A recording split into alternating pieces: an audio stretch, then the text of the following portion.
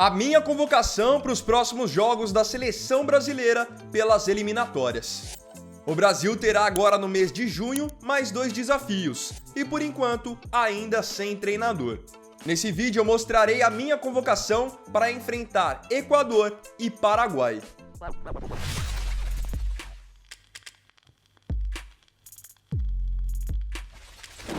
Vamos primeiro relembrar o retrospecto recente da seleção brasileira? Atualmente estamos na 4ª colocação geral das eliminatórias e a gente vem de uma data FIFA que foi muito conturbada, que foi a data FIFA de março, onde vencemos a Colômbia por 2-1 no sufoco e fomos goleados pela Argentina por 4-1, resultado que acabou culminando na demissão de Dorival Júnior. Agora, essa próxima data FIFA vai acontecer no começo do mês de junho. Então, como os jogos serão no começo de junho, a CBF precisa enviar a lista dos convocados mais ou menos até a metade desse mês de maio. A gente joga no dia 5 de junho contra o Equador fora de casa e depois no dia 10 contra o Paraguai em casa. Já vou adiantar, a minha lista não vai contar com alguns nomes que vinham sendo muito convocados pelo Dorival, como o lateral Danilo, que joga no Flamengo agora como zagueiro, Marquinhos do PSG, apesar de estar na final da Champions, não vai estar na minha lista, e Lucas Paquetá, que vocês já sabem de longa data que eu não curtia na seleção, também vai passar longe dos meus convocados. Eu quis montar um time me baseando no que a gente tem de melhor e montando uma base para depois entrarem os zagueiros que estão lesionados e a gente tentar encontrar quem podem ser os nossos laterais, onde a gente tem tido muitas dificuldades. Vamos lá então. Goleiros. Para a parte dos goleiros, eu não tenho muito segredo. Alisson do Liverpool é o meu primeiro convocado. É um jogador que, por muitas vezes, eu não quis na seleção brasileira, por achar que ele já tinha tido oportunidades suficientes, mas ele segue temporada após temporada no Liverpool, mostrando que ainda é o melhor goleiro brasileiro em atividade. O que ele peca muito é na questão dos pênaltis. Pênaltis realmente não são especialidades do Alisson, mas ele como um goleiro de reflexo, como um goleiro que sabe sair jogando com os pés, elasticidade, em tudo isso ele vai muito bem. Então aqui ele é o meu primeiro convocado. Na atual temporada pelo Liverpool, em 32 jogos passou 13 sem tomar nenhum gol. Então além do desempenho ser muito bom, ele que é campeão da Premier League com o Liverpool nessa temporada, os números também o credenciam a estar na lista. O segundo goleiro convocado por mim é o Ederson, goleiro do Manchester City. Características parecidas com as do Alisson, mas acho que o Alisson faz uma temporada melhor que a do Ederson. O Ederson oscilou em muitos momentos dessa temporada, já que o próprio City oscilou de uma maneira geral, mas ainda é um dos melhores goleiros que nós temos. E exemplar também no jogo com os pés, que é importante para a parte de construção. Muito bom goleiro. 34 jogos pelo City na temporada e levou gols em apenas 10. Então assim, números também muito bons. E o último goleiro dessa minha lista é o Hugo Souza, goleiro do Corinthians. Não vai mudar muita coisa ele ser convocado porque aqui ele entraria como terceiro goleiro, mas hoje eu acho que seria mais justo levar o Hugo do que levar o Bento, que está na Arábia Saudita.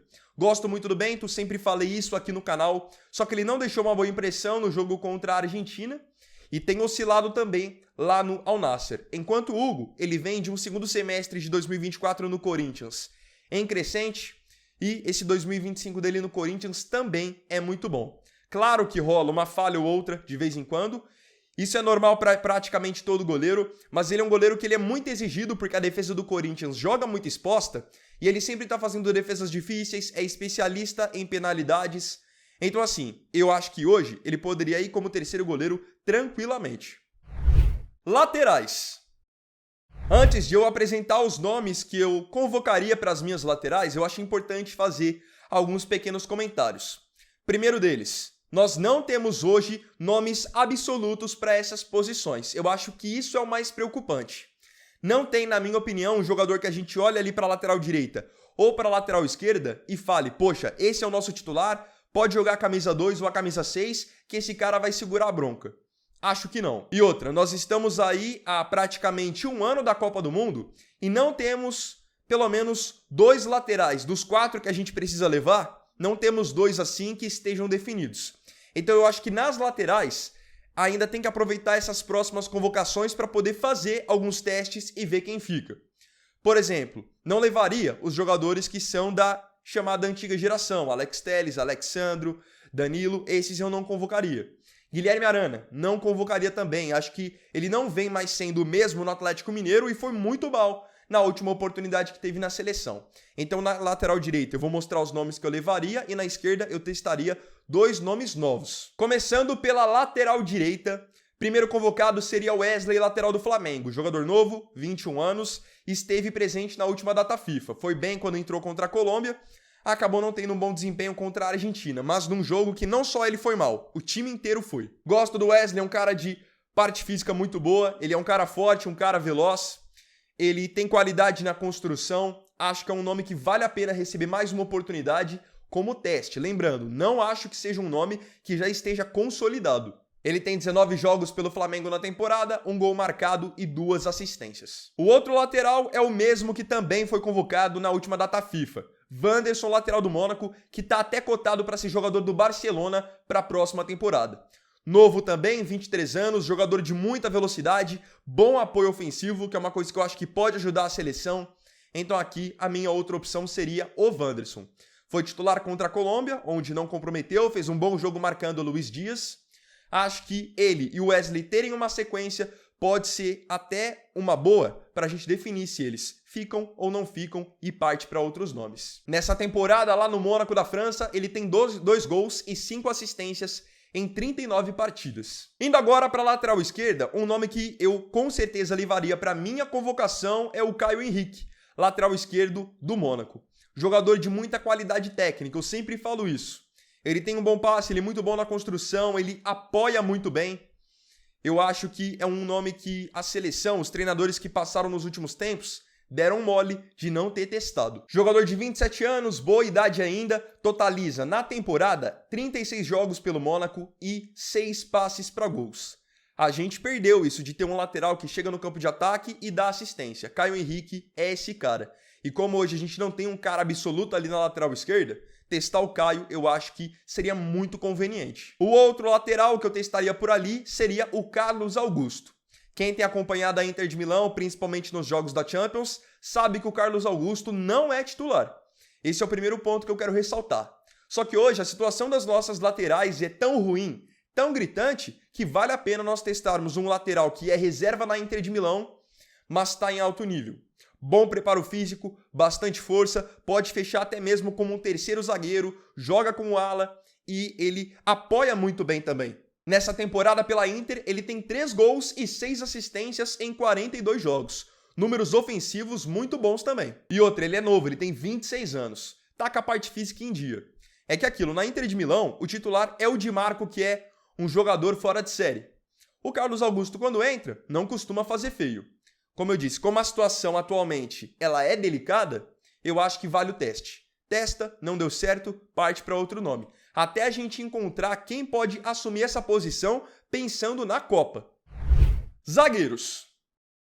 Antes de eu começar a convocar os meus zagueiros, preciso novamente fazer alguns comentários. Primeiro de tudo, desses zagueiros que eu vou colocar aqui na convocação, talvez apenas um eu levaria para a Copa do ano que vem.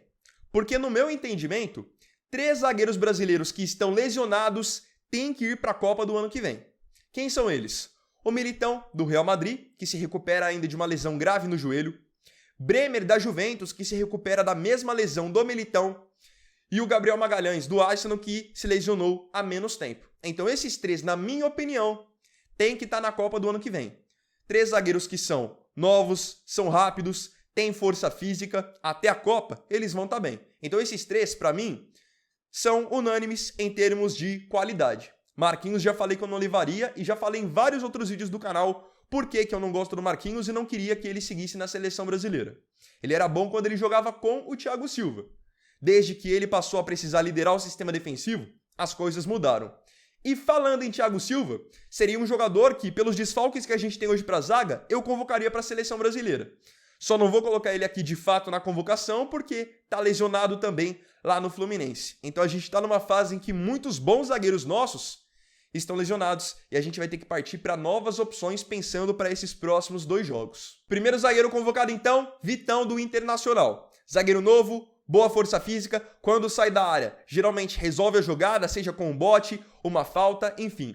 Gosto do Vitão, que ele é um zagueiro rápido e ele vai firme no atacante. É assim que tem que ser, não igual o Marquinhos, que fica olhando o atacante fazer o que quer e o atacante entra com bola e tudo, como foi contra a Argentina. O Vitão tá no Inter, tá muito bem desde 2023. 21 jogos disputados nessa temporada, passou 8, ajudando o Inter a não levar gol. É um cara seguro. Boa saída de jogo também e vai muito bem na bola aérea. Meu próximo zagueiro que também atua no Brasil seria o Léo Ortiz, do Flamengo. Jogador de 29 anos que eu gosto porque é um zagueiro de muita qualidade técnica. Então ele sai jogando muito bem, tem uma visão de jogo boa, passe longo bom, sem contar que ele, quando pega o atacante, geralmente no mano a mano, ele tem muita velocidade para poder fazer a recuperação. Ele tem 20 jogos disputados com o Flamengo no ano, tendo ajudado o Fla a passar 12, número muito alto, sem tomar gol. Próximo zagueiro, por conta das ausências, é um jogador que está em alta e poderia se dar bem nessa convocação para esses 2 jogos em específico. Zagueiro Natan, ex-Flamengo, ex-Red Bull Bragantino, que está no Real Betis da Espanha. Real Betis que inclusive agora foi para a final da Conference League. Natan é um jogador de força física, boa velocidade, joga no Campeonato Espanhol, que é um campeonato de muito contato físico, e ele tem se destacado positivamente. 47 jogos na temporada pelo Betis, tendo passado 14 sem levar gol. Como eu tinha comentado, não são jogadores que para mim estarão definitivamente na próxima Copa do Mundo. Eu acho que tem só uma vaga restante, pelo menos no meu entendimento, mas para esses próximos 2 jogos, a gente tem que se virar com o que a gente tem. Meu último convocado para poder fechar a zaga seria o Beraldo, para ser o segundo zagueiro canhoto. Beraldo, zagueiro do Paris Saint-Germain, que faz também a lateral esquerda. Jogador jovem, 21 anos, bastante qualidade técnica também. Já teve algumas oportunidades na seleção brasileira e eu não achei que ele foi mal. Ele tem 30 jogos na temporada pelo PSG, tendo ajudado o time francês a passar 5 sem tomar gol. Lembrando que hoje ele é reserva no PSG, tá? Por muitas vezes ele entra no segundo tempo, ou até mesmo quebra um galho na lateral esquerda, mas titular mesmo ele não é. Eu convocaria o Beraldo por uma necessidade, mas ele nem seria o meu titular. Meio campo. Quero tecer alguns comentários também antes de eu anunciar os meus convocados de meio campo. A gente vinha nos últimos tempos buscando uma renovação nesse setor. Então a gente veio com o André, com o João Gomes, com o Joelinton.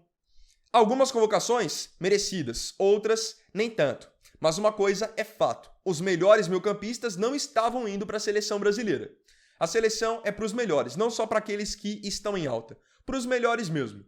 E por muito tempo a gente quis fazer essa renovação no setor e parece que foi uma ideia equivocada, porque o meio-campo da seleção brasileira se perdeu nessas últimas partidas, nessas últimas convocações.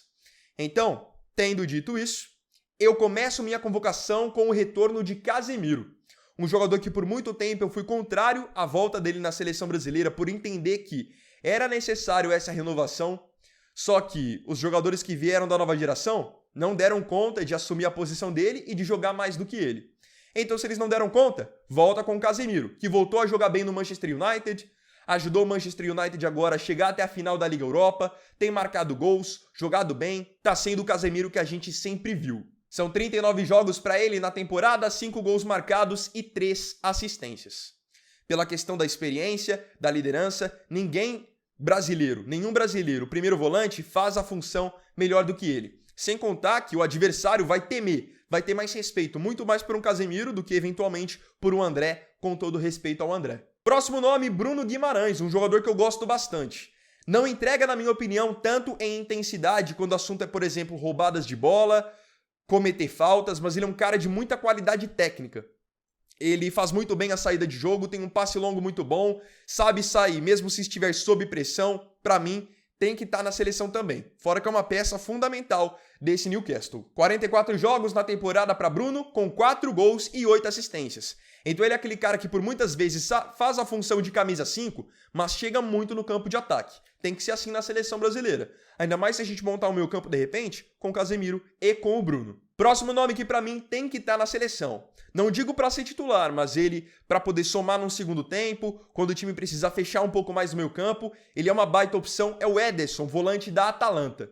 Tá muito bem no futebol italiano nessa temporada, jogador de grande poder de marcação, chega no campo de ataque, finaliza bem também de média a longa distância. Eu acho que é uma opção válida para você ter no seu banco de reservas. Não dá para montar um time pensando só nos 11 titulares. Eu acho que pensando no banco, Ederson é uma opção extremamente válida. Gosto muito do futebol dele. Nessa temporada na Itália, são 5 gols e 2 assistências em 42 jogos para o Ederson. Próximo nome é o Gerson. Vocês sabem que eu não deixo o Gerson fora de nenhuma convocação minha. É um dos nossos meio-campistas mais regulares e também mais versáteis, mais intensos. O Gerson faz tudo bem no meio campo.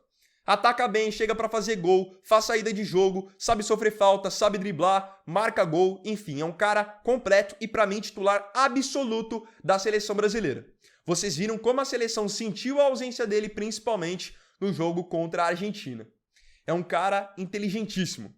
Sabe a hora de atacar, de dosar, de fazer uma falta, de catimbar, tem que ter um cara assim na seleção. Gerson para mim, unanimidade. Ele tem 19 jogos pelo Flamengo no ano, 1 gol marcado e 4 assistências. Daria tranquilamente para você montar um meio-campo com Casemiro, Bruno e Gerson. Um meio-campo muito mais sólido, protegeria muito mais a defesa e ainda teria qualidade para chegar no campo de ataque. Próxima opção de meio-campo, para mim também tem que estar presente na minha convocação, é o Andreas Pereira.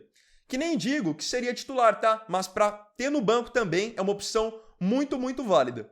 Não vem da melhor temporada da carreira jogando no Fulham da Inglaterra, porém eu convocaria o Andreas por uma questão de característica.